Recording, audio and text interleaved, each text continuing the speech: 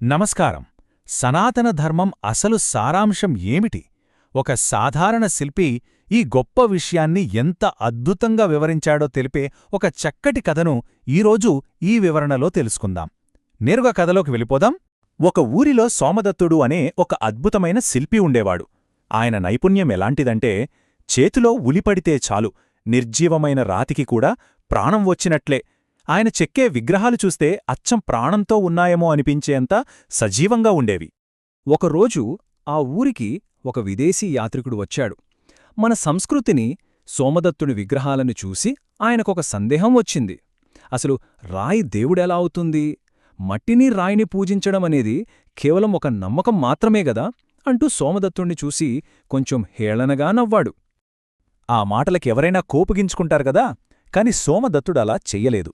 చాలా ప్రశాంతంగా, పెదవులపై చిన్న చిరునవ్వుతో, అయ్యా, రేపు ఉదయం మన ఊరి చెరువు దగ్గరికి రండి, మీ ప్రశ్నకు అక్కడే సరైన సమాధానం దొరుకుతుంది అని చాలా మర్యాదగా ఆహ్వానించాడు. మరుసటి రోజు ఉదయాన్నే ఇద్దరూ చెరువు దగ్గరికి చేరుకున్నారు.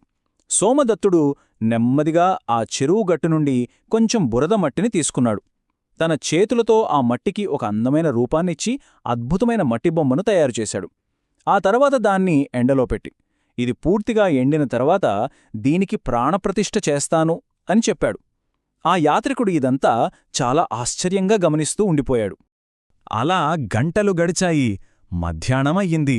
అటుగా ఒక పేద బాలుడు వచ్చాడు. ఆ పిల్లాడి ముఖం చూస్తేనే అర్థమవుతోంది చాలా ఆకలితో ఉన్నాడని.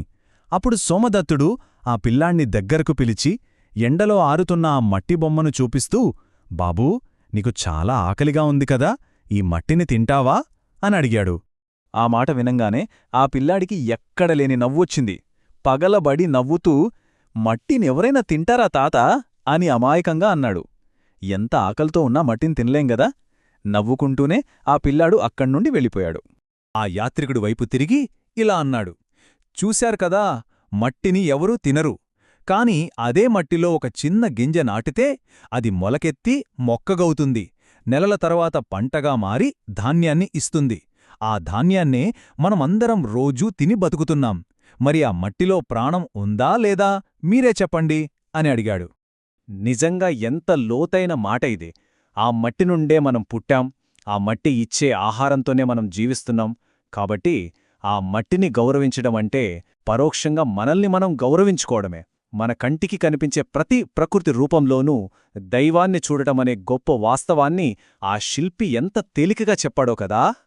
యాత్రికుడు అడిగిన మొదటి ప్రశ్నకు సోమదత్తుడు ఇచ్చిన అసలైన సమాధానం ఇది. మనం కేవలం ఒక రాయిని పూజించడం లేదు, ఆ రాయిలో దాగి ఉన్న అనంతమైన సృష్టిని పూజిస్తున్నాం అని చెప్పాడు. అంటే విగ్రహారాధన అనేది ఏదో మూఢనమ్మకం కాదు, అది ఈ సృష్టి పట్ల, ప్రకృతి పట్ల మనకున్న ఒక గొప్ప కృతజ్ఞతాభావం. దీన్ని బట్టి మనకు స్పష్టంగా అర్థమయ్యేది ఒకటే: సనాతన ధర్మమంటే కేవలం విగ్రహాలకు మొక్కుకోవడం కాదు, ప్రకృతిని అక్కున చేర్చుకోవడం, తోటి మనుషులను ప్రేమించడం, మూగజంతువుల పట్ల కరుణ చూపించడం. ఈ సమస్త సృష్టిని ప్రేమించడమే ఈ సంస్కృతి యొక్క నిజమైన అంతరార్థం. ఆ మాటలు విన్న విదేశీ యాత్రికుడికి ఒక పెద్ద నిజం తెలిసొచ్చింది. తాను ఏ సంస్కృతిని చూసి హేళన చేశాడో ఆ సంస్కృతి వెనక ఇంత గొప్ప శాస్త్రీయత, అర్థమున్నాయా అని ఆశ్చర్యపోయాడు. వెంటనే తన తప్పును తెలుసుకున్నాడు. ఆ భారతీయ తత్వంలోని లోతును అర్థం చేసుకుని శిల్పి సోమదత్తుడికి ఎంతో గౌరవపూర్వకంగా నమస్కరించాడు. ఈ కథ ధర్మో రక్షతి రక్షితా అనే ఒక గొప్ప సూత్రాన్ని మనకు గుర్తుచేస్తుంది. అంటే మనం ధర్మాన్ని రక్షిస్తే ఆ ధర్మం తిరిగి మనల్ని రక్షిస్తుంది. సనాతన ధర్మమనేది కేవలం ఒక మతం కాదు, అది ప్రకృతితో మమేకమైన ఒక స్వచ్ఛమైన మానవత్వం అని ఈ కథ ద్వారా మనకర్థమవుతుంది.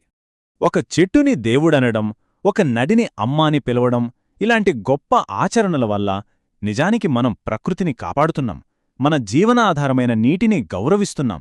ఒక్కసారి ఆలోచిద్దాం, మన చుట్టూ ఉన్న ప్రతి దానిలోనూ దైవాన్ని చూస్తూ ప్రకృతిని కాపాడుకునే ఈ జీవన విధానం భవిష్యత్తు తరాలకు మనమివ్వగల అత్యంత విలువైన ఆస్తి కాదా?